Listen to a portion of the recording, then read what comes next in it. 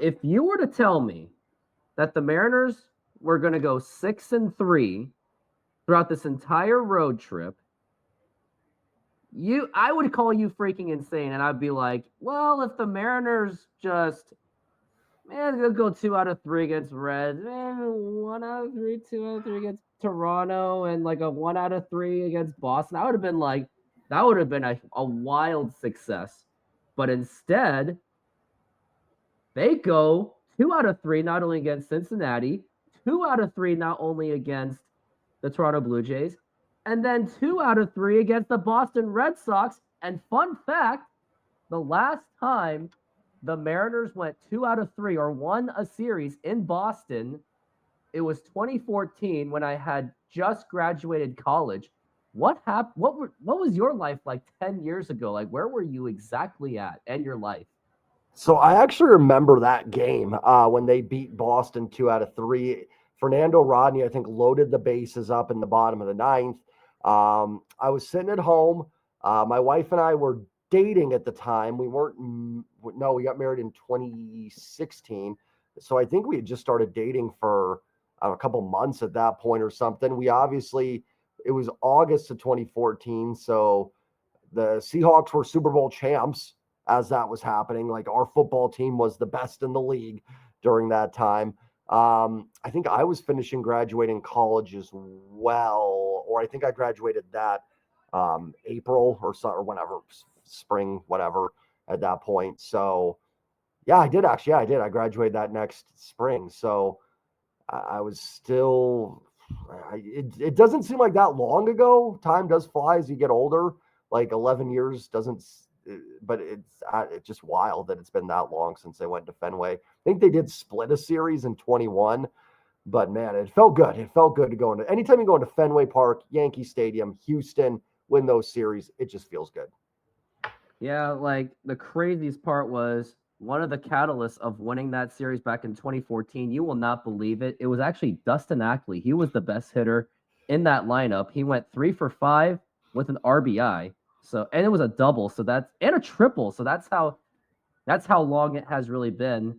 And I was running recess games with the kids at school, running a baseball game, and I made the joke going, hey, the last time the Mariners won a series against Boston, possibly some of you were not even born. So basically the whole field would practically be empty, or it would just be infants with their parents, basically. That's how long it's been.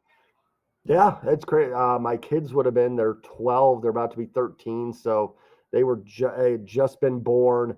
That makes it feel even longer ago. And I didn't have a beard. I was clean shaven in 2014.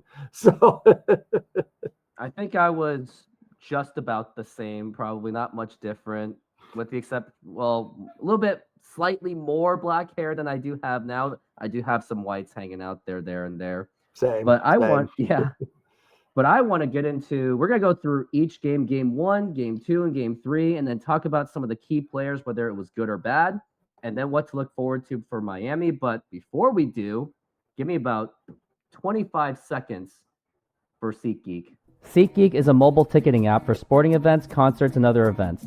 They make the buying experience easier by the app ranking each ticket from 0 to 10 to see if you are getting a good deal, and you can see exactly where you are sitting. I regularly use that app, and I have had nothing but a fantastic experience with SeatGeek. Use my promo code RoofTopSports to get $20 off of your first purchase.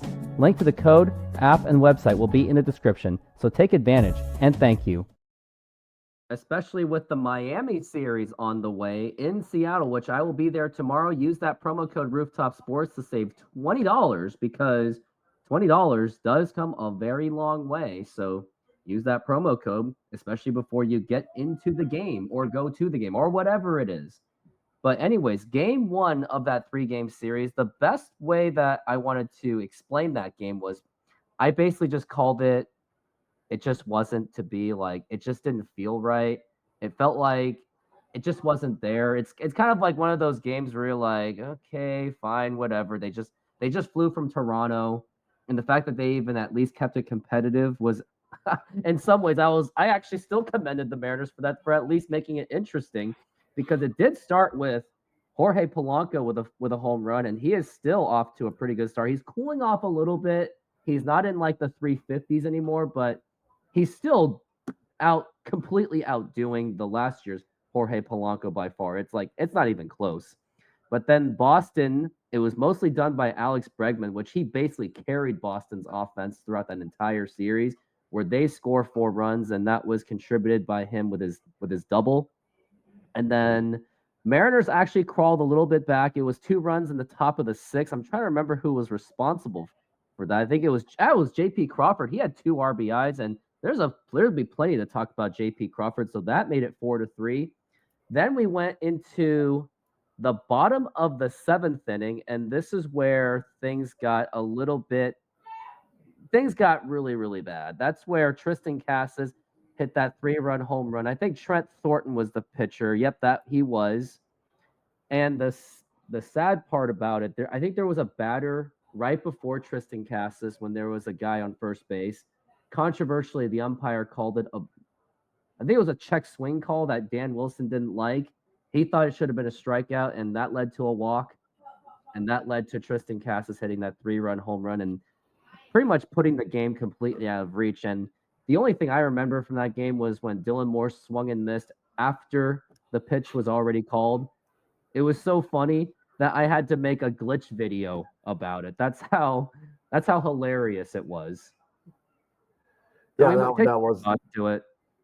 Yeah, that was a funny moment. It kind of reminded me of Rookie of the Year when Henry Roland Gardner swings like 10 seconds after the pitch to try and get a piece of it.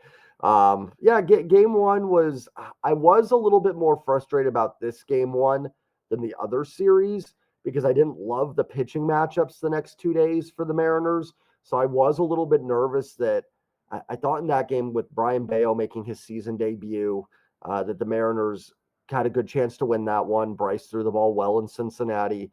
So I was fairly optimistic. Then when they lost it, I was a little bit, frustrated about it because Fenway's a house of horrors for the Mariners. So I just had a bad feeling that the next 2 were going to be really tough to get. But yeah, in terms of like everything said, I'm kind of with you on it. Like they're coming off a tough road trip. You can excuse it a little bit, coming off that series win in Toronto. They did have the day off, so I thought that would help. But just, and now that we know they've won the series, I can kind of go, hey, just one of those games. You weren't going to sweep Boston in Boston. So they bounced back and won the next 2. So no harm, no foul. But at the time, I was a little bit nervous that it was going to lead to a rough series for the Mariners. And that's what exactly was expected. But before we get into game 2, I'm going to show everyone that funny clip I made about Dylan Moore and the causing the glitch. Yeah, able to backspin that ball, like you said, launch it a little bit more. Awesome. Dylan with a little humor with it. There is out. Honestly, that was the highlight of that entire thing. Love the fart noise at the end. Perfect. Yeah, of course. Yeah. Well, now we can go to game 2. And game 2, I'll admit it, I was very nervous about this game because Emerson Hancock was pitching. Granted, he had a good game against Cincinnati, but it was like, but the Mariners are playing at Fenway. It never goes well. It just never does. And then the Mariners won that game. Not only did they win, but Emerson Hancock, I think by far, this was actually his best performance that we had finally seen from him. Like, I know you said it in your video that if we were like, yeah, he'll just get like 5 or 6 innings. It'll be good, solid work. He gave up like a couple runs and he got himself out of trouble. He hit into some good.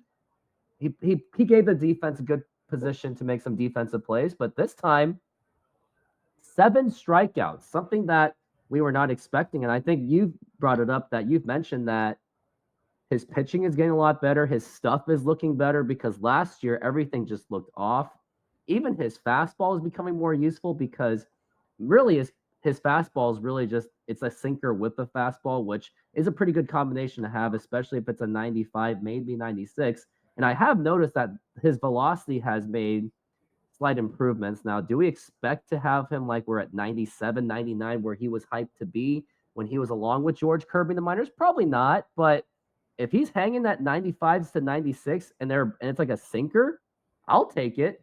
And especially you got to like his changeup and his sweeper / slider. So I was very impressed by Emerson Hancock. And yes, he got into some trouble, gave up a couple runs, but that's mostly just Alex Bregman being Alex Bregman. And there were times he had some trouble, but the point was he got himself out of it, just like he did in Cincinnati. Yeah, you hit the nail on the head. Like I was saying, like kind of in my videos, that Hancock's had some good starts, but it's just been more of like, okay, kept us in the ball game, gave us 5 innings, like you just said. Yesterday, actually, he looked like a solution, not just a plug him in and don't blow this for us. He looked like a legit weapon yesterday. His career high 7 strikeouts, had 12 swings and misses. And like I said, that kind of fastball power sinker, it can work well because you're going to keep the ball on the ground. So pitching in Cincinnati, Boston isn't going to potentially hurt him too much. And listen, I was as much as anybody after that first start against Detroit. I was done. I'm like, you can't do this. Send him down. Probably jumped the gun a little bit there off of one start. I was just so frustrated with it. But he looks like a legit major league pitcher. We'll see. 2 starts. Don't want to rush anything here. Pitches against the Angels and could be awful. But he looks intriguing. I'm looking forward to the next Emerson Hancock start. That's something I haven't said before, really. So I thought he did a real nice job. Like I said, he gave up a couple runs, but he got into that jam in I want to say it was the 5th. The Mariners were at 4-1. There was a leadoff single and then a double. 2nd and 3rd, nobody out. Here we go. And he gets Devers to ground out, gets a run in, gets another ground ball where Williamson makes a great play, gets a fly ball, and he's out of that, only giving up the 1 run. That's some savvy pitching right there from Emerson Hancock. He didn't let the game get away from him. And he looked good yesterday. And I haven't said that too often. It's been more of, like we said at the beginning, where it's like, okay, he was okay. Gave the team, like I said, gave the team a chance to win. Yesterday, he helped the team win, if that makes sense. It absolutely does. And it's something like he showed a little bit of that in Cincinnati. And this time he really stepped up. And the thing that I'm more impressed by Emerson Hancock is the fact that he was able to do this on the road. Like he did it off of the 2 most hitter-friendly ballparks, arguably the 2 most hitter-friendly ballparks, and only limited to 2 runs. Like I would like to see what he can do at T-Mobile Park now that he got his first jitters out of the way against Detroit. But to be fair, Detroit is usually a team that does give the Mariners trouble. Like they could have been a 100-loss team and they still give him trouble. Like we saw it before. Like I think ever since the Detroit Tigers moved to Comerica Park, they always give the Mariners trouble. Even as a 100-loss team, they still made their lives, you know what. Mm-hmm. No, I agree with that. And yeah, I'm really excited to see Hancock. Well, maybe not really excited, but I'm cautiously optimistic to see him. That's fair. In his next start at home, and hopefully he can not bounce back, but continue having some good string of pitching here and help the team win some games and stabilize that 5th start a little bit, because that's been a huge problem. Last year, Hancock did enough where they didn't miss Brian Wu too much. They missed him, but not enough for like, oh my gosh, get him back now. Whereas with Kirby and the injury, it's been a lot more of like, oh my gosh, we need him back tomorrow. Like he's got to be back out there. But if Hancock can stabilize this a little bit, then they can be a little patient with Kirby and make sure they're not rushing him back in. So I can't say enough good things. Like you said, in 2 hitters parks, 2 in Cincinnati and Boston, can't say enough good things about what Hancock did on this road trip. But they won 2 of his starts. Hey, didn't think we'd be saying that, like you said at the beginning of the video with this road trip. So just really impressed. He deserves a lot of kudos for what he did on this road trip. Technically, that was his first start of victory, but I don't blame you. It just feels like it's just that bullpen blew it last time. I mean, they won anyway, so. That's right. I mean, as much as we've been talking about Emerson Hancock, that's just the tip of the iceberg. I mean, let's get into that offense of how they're able to do. J.P. Crawford, how about him? 4 RBIs. Like, arguably, he's been carrying this offense against Boston. He hit his first home run. Mitch Garver hit some with a couple RBIs, or maybe it was actually a RBI. Same with Julio and Williamson. Ben Williamson batting at that night, he was batting 3 of 5 with an RBI. So he's actually paid huge dividends, because at the start of third base, Jorge Polanco was a starting third base, and we were like, there's no way they can sustain this. throughout the entire season. Like we saw it in spring training. Like I think we kind of looked at each other like we kind of sensed the red flags of him playing third base. We're like, there's no way they can't possibly ride this for a whole season. And Ben Williamson has now, for now, he has answered at least that question for now of how he could contribute for third base. Because before that season started, we were like, oh man, I hope that Cole Young is ready. But instead, Ben Williamson has really stepped up, and he's been a huge reason why the Mariners been able to win those 3 series. And yeah, JP Crawford was pretty much the big catalyst of that game, and that's all I can really remember after seeing the highlights. But all I really saw was JP Crawford just completely stepping up. Yeah, the bottom of the order, really all series was fantastic. I mean, can't say enough good things about Ben Williamson. Not only has he been good, but it's really stabilized the roster now. It kind of felt like a jumbled mess on opening day. I wasn't even sure who's going to play where. Like, are they going to do Polanco at third? Like, is Rowdy going to DH? Is Luke Raley playing first base for us? Like, I mean, I was excited. Is Bliss the second baseman? What's going on here? I wasn't really even sure how they were going to roll into it on opening day. And now with Williamson, and unfortunately, I thought Bliss was playing pretty well, so that was an unfortunate injury. But now you kind of feel like this roster.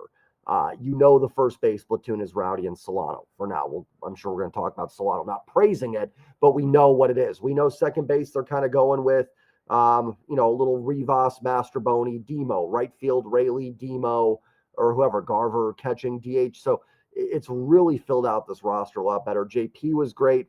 Rivas had some good at-bats in this series. I think he was on base 4 times in that game yesterday. Julio wasn't spectacular, but did enough, got a run in, had a decent game. Cal didn't have a very good game yesterday, if I recall correctly. I don't think Randy did much either, but the bottom of the order really, really stepping up for the Mariners. JP had a tremendous road trip. He has put together his numbers now. I think his OBP is up to like 390, 388. I mean, out of the 9 hole, we might have to think about maybe JP back in the leadoff spot potentially, especially against right-handed pitching. Possibly. I mean, I'll still keep it like meh. I kind of like the idea of like having Dylan Moore there because he gets some random hits there and there. Now to check out Cal Raleigh, he's been 0 for 4, so he's actually been struggling throughout this series, even in a hitter's friendly ballpark in that torpedo bat, but it just hasn't been exactly his series thus far. And I think that's all I can really say about game 2. Like JP Crawford really did carry the Mariners throughout that entire game, the first 2 games. And now we're going to get into game 3, which I still was thinking like, nah, well, at least the Mariners won a game, so at least they won't get swept. And they'll still go 5-4 on the road trip. Oh, never mind. Mariners won again, 4-3 behind Brian Woo's fantastic pitching of 8 strikeouts, 1 walk, and really the only reason why Boston even scored runs is Alex freaking Bregman. Like he's literally the reason, possibly the reason why they even won a game because he knows the Mariners, because he played for Houston. He knows this team, and it's kind of funny that the players that beat the Mariners or beating up the Mariners were the players that the Mariners kind of should have got. Like Mariners maybe should have pulled. We still sometimes think that they should have pulled that trigger on the Tristan Casas trade with Luis Castillo. Now it's like 50-50 at this point. And fans were crying to sign Alex Bregman. I mean, I know someone, we saw it, some crazy guy put in sign Alex Bregman like 50 times on their Facebook page. So, I mean, yeah, so the ones that have been beating up the Mariners were the ones I guess the Mariners should have got. But at least for now, they still played very well. And we saw JP Crawford. He did it again with, he contributed very well with going 2 for 4 and being part of it. And now he's batting .260 with a 400 OBP, which nobody could have expected. Ben Williamson, he contributed again by getting on base. Now he's batting .303. Other hitters that contributed, Dylan Moore that got an RBI. Mitch Garver, how about Mitch Garver getting an 2 RBI double? And that was, I think that's when they were like 2 outs or something. I don't really remember. Yep. But the fact that But the fact that Mitch Garver's been doing that, and the fact that the Mariners were actually clutch this game because they had 2 outs and they still got runs out of it. And then Brian Wu pitched absolutely excellent, and the only real scare was the home run to right field, like the Petsky pole. And then Andres Munoz allowed a guy on first base. He was just a little walk, but he's been perfect too. So another impressive victory for the Mariners. Yeah, I mean, Brian Wu just fantastic. Like you said, I'll just say this on Bregman. I'm glad he's out of the AL West. I guess that is something we can take away from it, that we will only see him 3 more times or 4, 2. I don't know what the series will be in Seattle, something like that. Then you never know about playoffs or something, but glad he's out of the AL West because, man, he killed the Mariners this series. Not like, do you remember, not to go off on a tangent, but that series a few years ago where the Mariners were swept in Boston and Trevor Story had like 7 home runs over the 4 games in 22. The Mariners were swept there, and Story, like, it kind of reminded me of that, the way Bregman went off this series. Not to that extent, but it was, man, it was just glad when he made an out and wasn't up. I will say that. And then offensively, I thought that Mitch Garver double today was so huge. They actually had a really good inning going against Crochet. He was out like 30 pitches. So even if they didn't score, I was still encouraged because I'm like, listen, worst case is you've probably made this a 5-inning start at most for Crochet.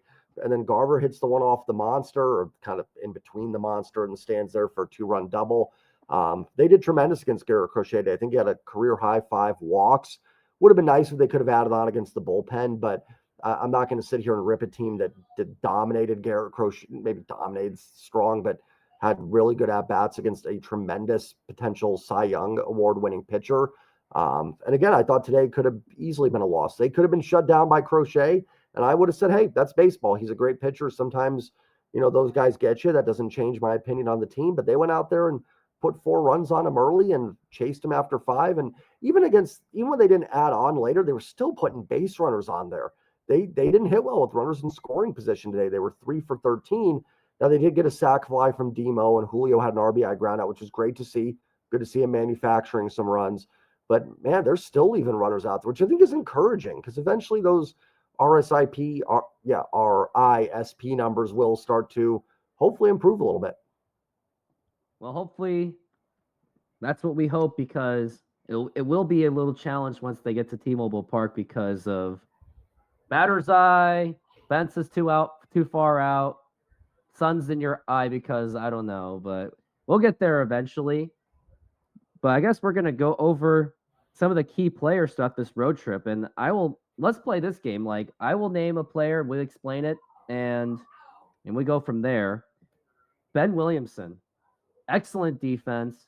He's doing all the little things that matter. It's like he's not doing anything pretty or anything cute. He's just getting on base. He's walking. He seems to be patient at the plate. And I can just say it over and over again. His defense is absolutely amazing. Like, I'm not saying it's like Kyle Seager level, but it's certainly well above the level that Jorge Polanco may ever get to. I mean, no disrespect to Polanco, because at least you're making it up with the bat. So I got to give him that. But Williamson at least answered the question for third base. And the things that really stuck out was his home run against Toronto when the Mariners had their backs against the wall, when they were down 3-2, and then he just out of nowhere hits that home run. He ties that game, and that led to the Mariners winning that game, and it arguably helped winning the series. So I hope that Ben Williamson continues this. The only thing I'm nervous about is there's only a time when pitchers will start figuring him out. So that's the only thing I'm nervous about. But as long as he's playing defense and he keeps his on base percentage up, because I want to see where it's at. He's at 355 on base percentage, so he's still at least sustaining himself to at least get on base to at least give the offense some kind of opportunity to score runs. So kudos to Ben Williamson and welcome to the Mariners. Yeah, I mean, what a first start or first road trip or series for Ben Williamson that he had. I mean, I think he got a hit in his first big league at bat, had a first RBI in the second game of the season. So checked off some boxes, got his first home run, had another extra base hit, a few walks, made some great defensive plays. Pitchers will make adjustments, so I'm sure he'll hit a little bit of a cold spell at some point, no doubt. But if you're just getting close to this production with his glove, I'm fine with it. I'm absolutely fine with what Ben Williamson is giving this team right now. Like I said, it's been a huge spark plug because he's legitimately helped the team. And I think he's also kind of put everybody into their positions that they should be in a little bit. You're not trying to mask deficiencies by putting Polanco over there. So Williamson really is a wild card for this team because, man, if this is who he is, I don't know where his OPS is at, like 770, OBP's 350. If this is who he is, I mean, talk about just a potential season-saving player, really, because the team was kind of a mess. And I'm not saying Williamson's the only reason they've pulled out of that, but man, he has stabilized a position that we were really, really worried about. So super excited for him. Making a Rookie of the Year case. I don't know who else is out there. I'm sure there's somebody that's hitting 30 bombs or something or running a 2 ERA, but I mean, why not? Why not Ben Williamson for Rookie of the Year? Yeah, I mean, until then, let's just hope he can at least sustain himself to like 250, 270s. I really want to say 270s because I'm an expectations freak. And to look up his OPS, he is at, as of yesterday, because they're really slow on all this stuff with the stats, but 785 OPS as of yesterday. So he's been contributing very well, and he's arguably been one of the best players on the Mariners so far. And it's crazy to think just a couple weeks ago we were thinking, he can maybe just be a Josh Rojas, but if he can do at least sustain what he's doing, keep that consistency, then he already would be the level above Josh Rojas. But again, right. It's only been 3 series, and he still hasn't even made his debut in Seattle. So that's what I will see tomorrow. Looking forward to that game because I'm throwing my best friend a huge party. It's going to be like a group of 7, and he's getting that Jumbotron message too. I told him to sit. I told him to sit his butt in the second inning. Don't go to the bathroom or anything, and just sit there. That's what I told him. But getting sidetracked. Now give me your key major factor throughout these huge road trip. I mean, just for me, the offense for the Mariners, and this isn't just those 9 games. The offense has been legitimately good this season. They're 10th in runs scored. They're coming in today. They were 4th in WRC plus, 3rd in walk percentage. Their strikeouts are down. They're still not very good at it. They still strike out. They're going to. But how many times last year did we say, just don't be historically bad at striking out? Just be like the 8th or 10th worst team at striking out. And that's where they were. Again, coming into today, I'm not sure if it's changed. They were the 10th worst at striking out. That's fine. They're going to strike out. They have streaky hitters, Cal, Julio. They're going to swing and miss at times. But if you can just not be historically bad at it, that'll help. Their running on the bases has been, they're stealing bases. They ran into a little bit of trouble there in game 1 in Toronto. Sometimes you live by the stolen base, you die by it. But they've been pretty good on the base paths. They're not making a lot of mental errors offensively, and they're just having good at-bats. I mean, JP had one today against Crochet. I swear it was like 10 or 11 pitches, dropped a single in there. Rivas is walking and getting hits. I mean, right now, and you're not even getting you're probably getting a little overperformance from Dylan Moore. Ben Williamson maybe a little bit. Who else? Rivas is probably overperforming, but Julio is probably underperforming.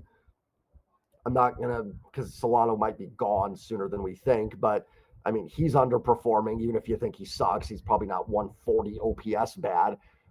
So there are some avenues for guys to improve too. And they're struggling with runners in scoring position, which to me is almost a good sign. They're not running a crazy high BABIP, so they're not just getting a ton of bloops to fall in left and right. They're doing a lot of things well on offense, and I'm really encouraged by that. Especially because if you would have told me the pitching was going to struggle for the first 3 weeks, not struggle, but not be as good as we thought, I would have been like, oh man, I don't know what this team's going to be sitting at record wise.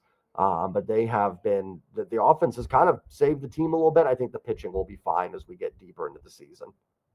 Just as long as people are healthy, like as long as George Kirby can come back at a very desirable time, maybe around that Brian Wu kind of range of return that we saw from last season. So if we can get that, great. And if Emerson Hancock can keep doing exactly what he's doing, at least we'll have a good problem to have. Is like, okay, then what are we gonna do? Are we gonna do a 6-man rotation? I don't know. But as much as you were talking about the offense, I actually looked at some stats. Right now in stolen base, they are the third best team. In runs, 10th. We talked about that. OBP on base percentage, they're actually seventh in on base percentage. As much as they have one of the worst batting averages on the team, they make it up with OBP, and I swear they have some of the weirdest numbers I have ever seen. Like maybe not of all really do. time. I mean, look at it. Cal Raleigh's a 234 as of yesterday with a 339 OBP. Then we've got JP Crawford, who is now a 260, but he has like a 400 OBP, which is still a weird number. My favorite one is this one. Randy Arozarena bats 205, but a 352 OBP. Julio even 202, but a 318 OBP. Luke Raley, this one's even stranger. 172 with a 324 OBP. And then Mitch Garver, 211, but a 348 OBP. Yep. Miles Masterboni, a 400 OBP, and he still has more walks than strikeouts. And Leo Rivas, he's actually 278 with a 458 OBP. So as much as their batting average just isn't there, but if you can make it up with OBP, then I'm not going to complain as much. Sure, I'm going to be like, hey, stop striking out, stop making stupid swings. Hey, Randy, stop just stepping back when it's clearly a strike.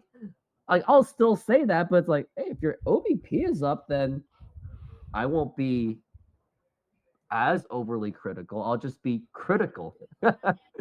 They remind me, do you remember, I don't know if it was 04, 05, it had to be 05, I think. Ryan Franklin, you remember Ryan Franklin? Oh, He had a quote about the A's, and he was like, they're so annoying because they just don't swing. Like, they just take so many he said something to that effect. That's kind of what the Mariners are right now. They've got to be a frustrating team for a pitcher like Crochet. They just couldn't get out of trouble, and then they have these long at-bats.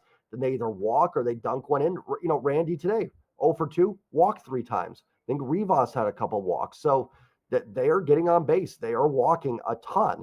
Will that come down a little bit? Possibly, but then they should also hit better with runners in scoring position a little bit as well. So while I do think some of the stuff is some over performances, I also think there's some numbers that can come up as well. So I'm actually really encouraged by a lot of this. Like, now, some of the numbers, like you said, there's some funky ones. I think Raley has been hit by like 4 pitches or something already. So that's a little fluky. That's probably why and he hasn't played as much. That's why those numbers are so kind of, different for him. Dude, but yeah. Randy is going to be among the league leaders in walks. Cal takes his walks. Rivas goes up there and just doesn't swing. Pitchers don't throw strikes. He's on base. Dylan Moore is a patient hitter. Julio's been better this year at taking his walks. Love to see a little more slugging, but he can do it. Garver can work a walk. Garver's a perfect example of those numbers. He's not hitting. He has 1 extra base hit on the year. But if his back can just pick it up a little bit, 348 OBP, that will work as my backup catcher platoon DH. And JP's another perfect example of that. So it is something this team does very well. And I think they've got some better coaches with Edgar and Kevin Seitzer this year that aren't just overwhelming them with data like Brant Brown did, to the point of, I think it was a detriment to the team with what they were doing. Now it seems a little more simple. If you get a pitch to hit, do it. If you don't, lay off of it. I think they've simplified things a little bit. And yeah, could not be more happy. They're going to have a chance here next couple games. Obviously, going back to T-Mobile, going to be a little tougher to score. But they face Cal Quantrill tomorrow, and then Gillespie on Saturday. The pitcher they face Sunday, I can't remember his name, a really good pitcher, I think, for the Marlins. So that's going to be tough. But Friday, Saturday, they're going to have a chance to do some damage because they should be, I think, hitting both of those pitchers. So we'll see if they can keep it up. But I couldn't be more happy with the offense right now. It's got flaws. There's no doubt. But it doesn't have to be perfect if this rotation can dial itself in. Yeah, and a couple more stats I wanted to look, because you said runners in scoring position. They are still 28, so that definitely needs a lot of work. And it's sad that even their amazing offense throughout their entire road trip, it still wasn't enough to even put them in, I guess, the higher tier of the worst 10. So that's very sad. But the funniest one, the one that we love the most, the live and die by the home runs, they're 7th in home runs this season. So very unique stats for the Mariners for what they have. So again, overall, I am so happy that they went 6-3 in the road trip. Like, even 5-4, I would have been like, okay, fine, whatever. Like, even 4-5, we're gonna be like, okay, fine, whatever. And I think even at some point we're like, well, if we take 2 of 3 from Cincinnati and 1 of 3 from Boston, Toronto, at least the damage won't be too bad. I guess I might take that, but whatever the Mariners did, yeah, whatever they did, they completely exceeded our expectations. They exceeded mine. I'll tell you that. And I think you're going to say something. Yeah, no, I thought you were spot on when you're talking about 4 and 5. Like, I never want to have that mentality of like, oh yeah, just go and win 4 to 9 games. But if you would have told me, we talked about this before we came on, like they go 4 and 5 on the road trip before game 1, I probably signed the dotted line on that because it's not a disaster. What you want on these long road trips, and we've seen it from Mariners teams in the past, they go 1 and 8, 2 and 7. Usually not 0 and 9. That's usually doesn't happen, but something that just kills you. And 4 and 5 wouldn't have killed this team. They would be, what would they be? 12 and 13. Disappointing, but going home to Miami and the Angels, teams you think you can beat, we would have been okay. We'd have been okay with that. So yeah, I'm with you. I would have even probably done 4 to 5 if before the road trip. If you would have came up to me and said, Jay, Mariners go 4 and 5 on the road trip, do you sign off on that or do you let it play out? I might have hesitated and be like, oh man, I really want 5 and 4. Can I get that? But I probably would have signed and said, fine, I'll take the 4 and 5 because it's not a disaster. And they go 6 and 3. So, I mean, there's not much to be upset about on this road trip. And truthfully, the 3 games they lost, they didn't have the lead in Toronto in game 2, but if they don't make, or in game 1, sorry, but if they don't make those base running blunders, we did that game together. Wonder how that one would have been different. Game 1 in Cincinnati, Dylan Moore had the 2 home runs. If Castillo was a little bit better, they probably win that. And even that game 1 in Boston, they had the lead, and some opportunities in that game. So even the 3 they lost, they were in all 3 of those games. I'm not saying they could have gone 9-0 because there's games they won they could have lost too. We can play it both ways, but just a great road trip. Yeah. Again, exceeded expectations because when we saw that road trip, we were like, oh my God, we're screwed. And I remember throughout all those live shows, I was like, oh man, the Mariners really got to win this game before they go to Boston. You want to go 2 out of 3 before they go to Boston. And I mean, look what they did. Not only did they go 2 out of 3 against Toronto, but 2 out of 3 in Boston, which you're not supposed to do. And again, the last time they beat Boston, I will just say Teslas were not even on the road as much. I don't even think there was. You probably didn't see a single Tesla on the road. That's how long it's been. But that's going to be all for all the games that we have gone over. Now I want to talk about, or all the key players, but now I want to talk about some concerns because as much as this road trip was amazing, and as much as we've had some players off to great starts, there are players that we should be concerned about. Like, I'll just get this one out of the way. Donovan Solano, I think it's easy to say that everyone's concerned. Like, his batting average hasn't even reached the buck. At one point, his batting average was slightly above his on-base percentage, which is also a pretty bad thing.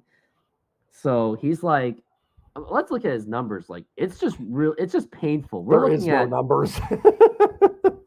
0.79, an OBP of 100, slugging of 0.79.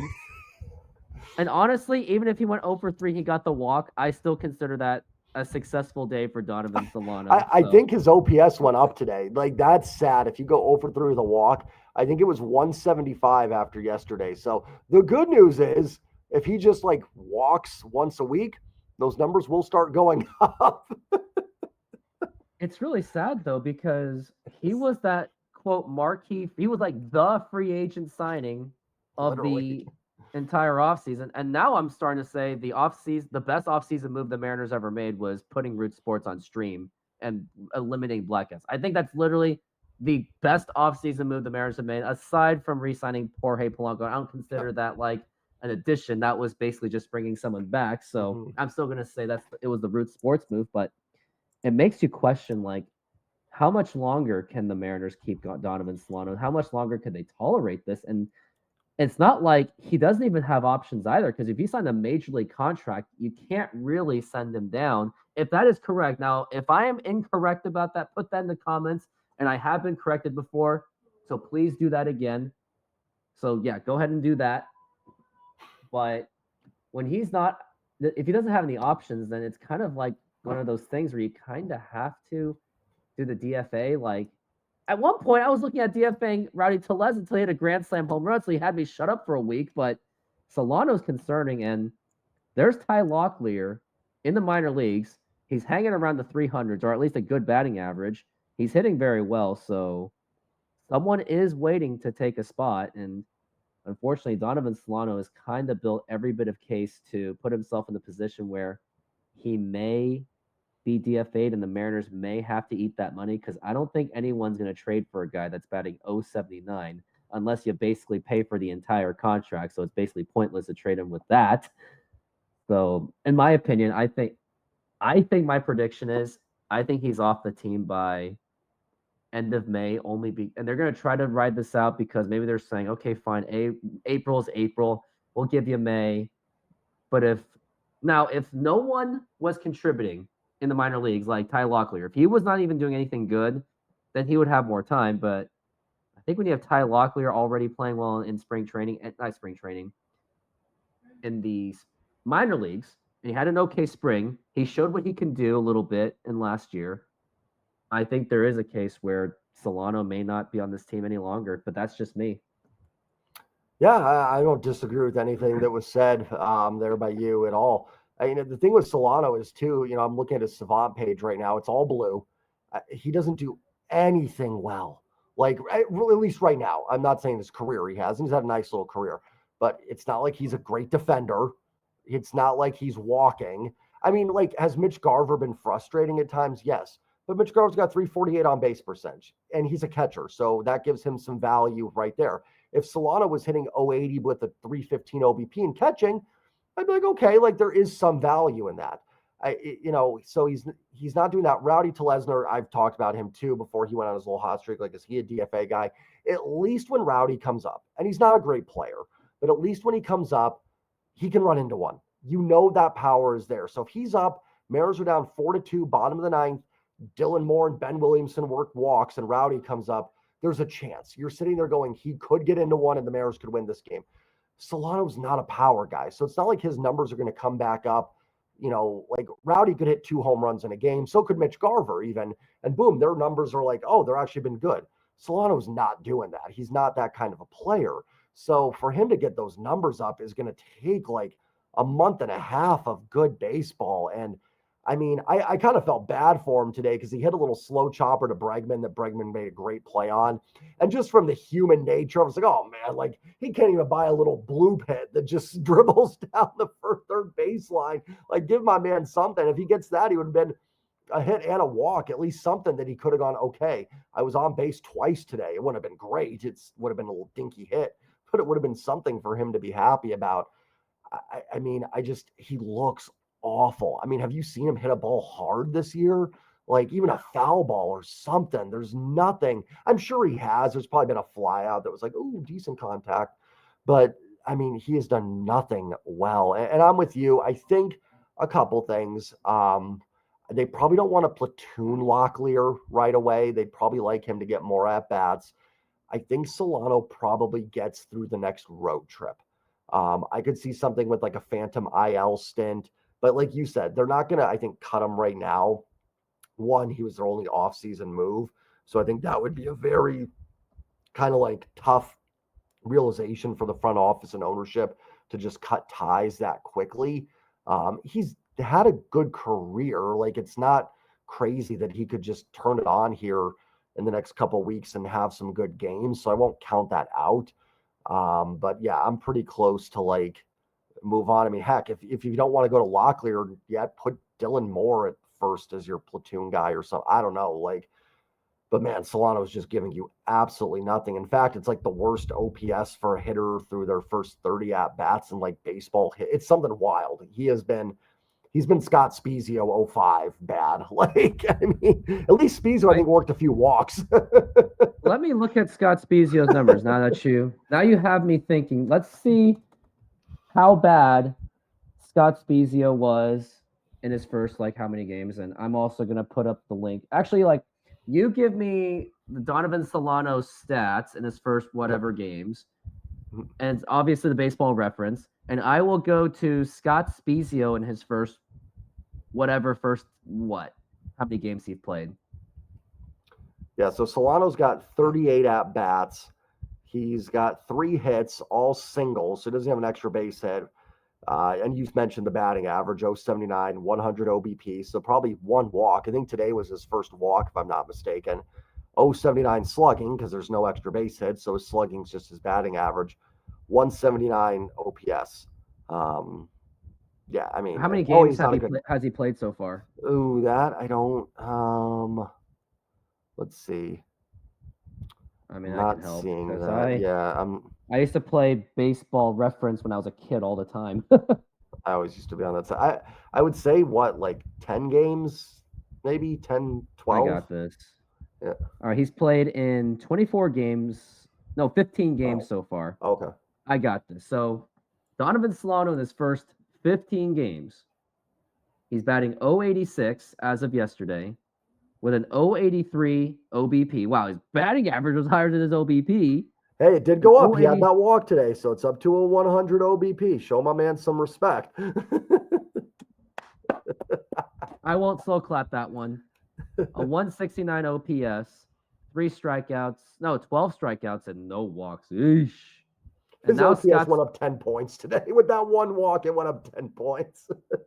Scott Spezio, in his first 15 games, he batted 050, a 174 OBP, a 100 slugging, and a 274 OPS. So technically, he was 100 points higher.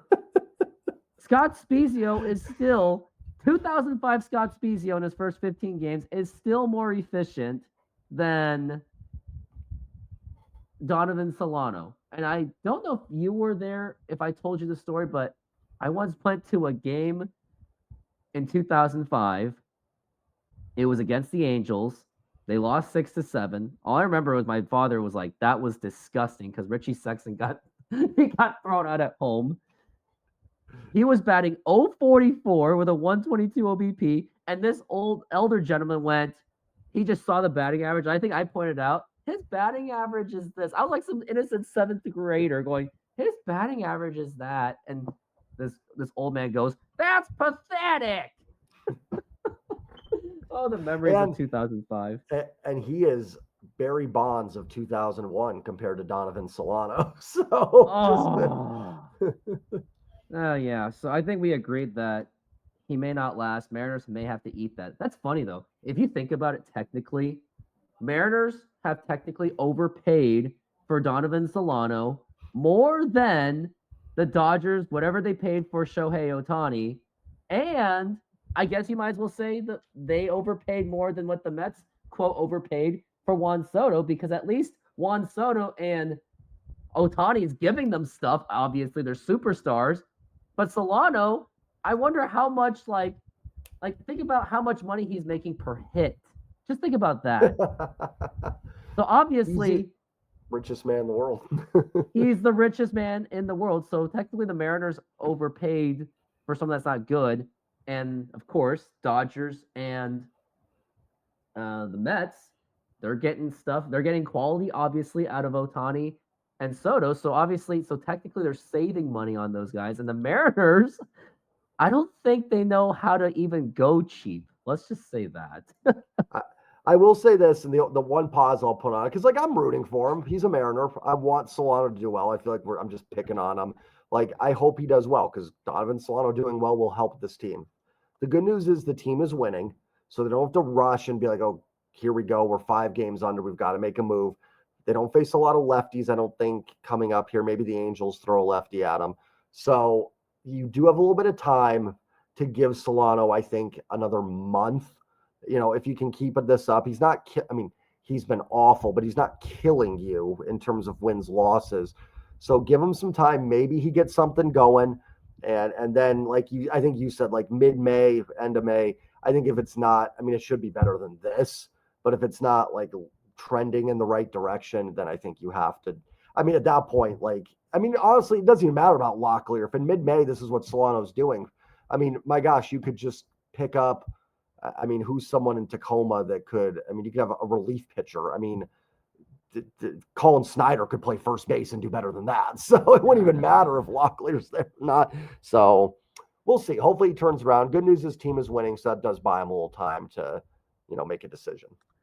Well, by game 29, which Scott Spezio played just 29 games, he ended it with an 064, 137 OBP. And I think if we agree, I think we agree if he has numbers like that, I don't think he's gonna last. So that's enough on Donovan Solano. Donovan Solano, if you see this, don't take this personally. Use this as motivation. And you know what?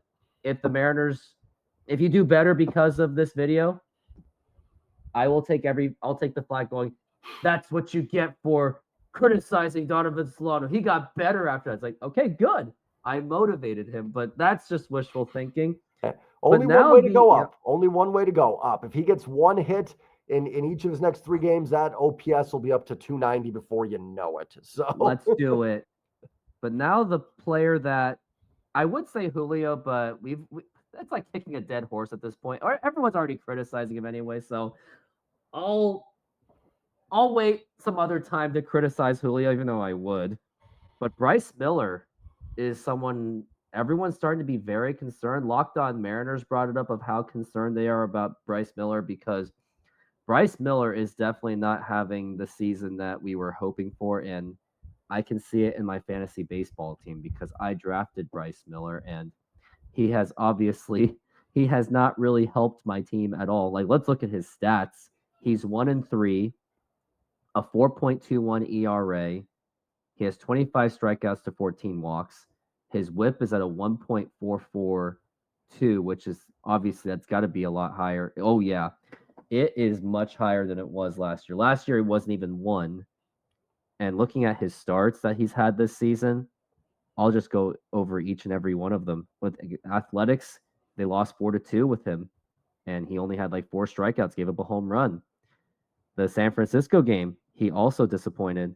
Now, granted, he's had games where he went 5-3, won the Cincinnati game, but Boston, he was not great.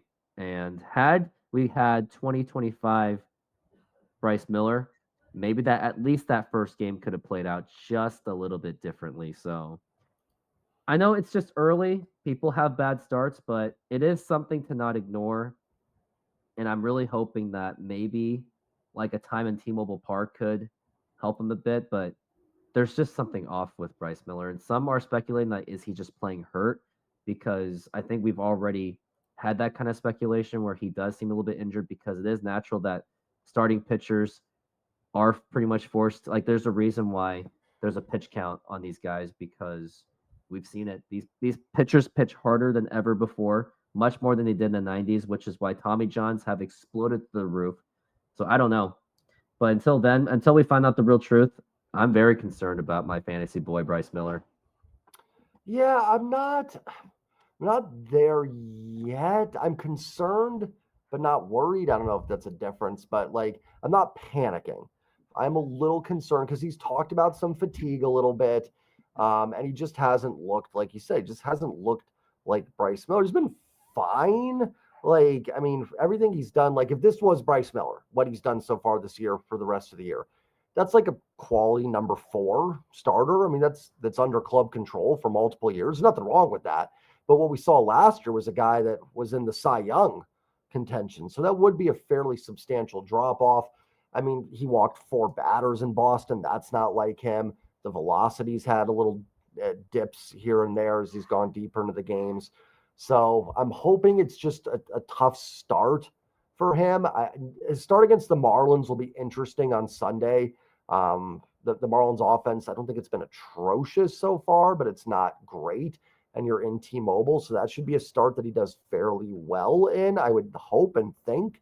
So that'll be telling one for me. If he struggles there, then I might start going, okay, I've got some legitimate worries here, because now we're 5, 6, 7 starts into the season, something in that range, and we still haven't seen. We saw it a little bit in Cincy. That looked like Bryce Miller in Cincinnati, but other than that, it's been more of like he's been a guy with some good stuff. You know what I mean? Kind of that, like, he's all right, good guy at the back end. That's what he's looked like outside of Cincinnati. We need Bryce Miller back that we had last season and when he first came up in 23.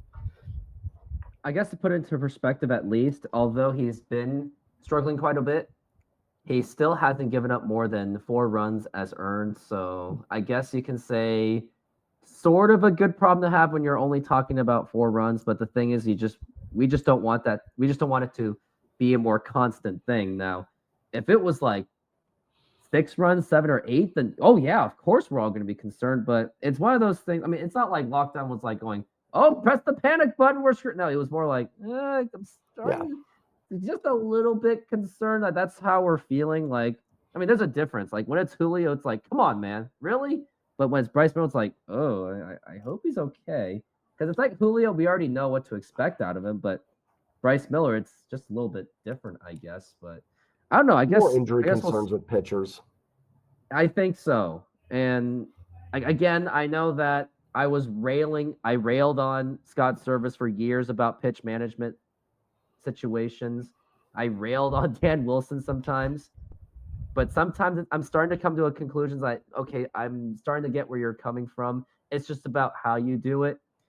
And then there's also a counter argument that, well, because they're not pitching as much, maybe their arms get stiff and not as conditioned. Well, there's a little bit of that. It's kind of, but I think my friend urinating tree, he did ask the question like, is there really a solution to this? He pretty much said there really isn't a solution. It's just that the game's changed so much. Average velocity is going high, so the demand and expectations for these young pitchers, especially when they're young, they're already expecting these kids to like really just throw their arms out. And like when I was playing a recess game, there was this little 3rd grade kid. He was like already throwing like a 40 and 50, and I was catching with my bare hands. And luckily, it was just a tennis ball. But I was like, whoa. So I'm not saying like, I'm not projecting like someone like him is. No, but what I'm saying is the fact that younger kids are already like throwing exactly like that at that age is like, it just shows how much the game has really changed. But now I want to get into that Miami series. But of course, we're all cheering that Bryce Miller gets it together. But now a quick preview for that Miami series, and it's not going to be much because we only have like 3 minutes left. It's going to be Logan Gilbert against Quantrill. I added Quantrill to my fantasy team because T-Mobile Park factor. and you would think that's a favorable matchup, so we'll see on that. Saturday is going to be Luis Castillo against Gillespie. Again, another you would think favorable matchup, but you just don't know. And Sunday, Bryce Miller against Meyer, so that's going to be the more tougher matchup. So I think it'll be critical for the Mariners to get their first 2 wins. And you can do it. You can do it with Logan Gilbert on a favorable matchup. You can do it with Luis Castillo. The only downside of the series potentially is, in terms of offense, Miami is actually 14th in offense, and in home runs, they're actually, I believe they are, where are they at? They actually don't hit that much home runs. They're actually one of the worst home run hitters, so I guess we don't have to worry about that. And as for their batting average, where are they in batting average? I'm trying to find. They're actually 4th in batting average. So I do expect a challenge. Like maybe some fans are out there like, Miami Marlins, whatever. But no, they can still hit the ball. So they will. I do expect the Marlins to give the Mariners at least some kind of a series. Like my expectation is probably a 2 out of 3. I don't see a sweep, but 2 out of 3. That's what I see. Yeah, I think that's fair. It's always hard to predict a sweep. I would love it. But also, too, like this is Miami team that did beat the Mariners 2 out of 3 last year in Miami. And, how many times have we gotten hyped about this team? And then there's a letdown. This is a classic letdown spot. They had a great road trip. There's no off day today.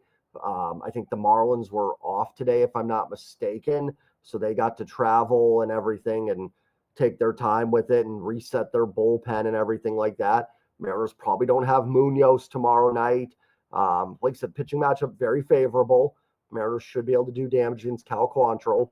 But, he's also, I think his ERA is 8. He's not 8 ERA bad. Nobody in baseball is 8 ERA bad. So he's probably going to not give up 12 runs in 4 innings, you would assume, something like that. So always got to be careful. This is kind of it's a little 5-game homestand, but it's kind of dangerous just because it's coming off a huge road trip and I'm not predicting this, but it's got letdown written all over it. It's just got that classic, like, are you kidding me? We came home and lost 2 out of 3 to the Marlins.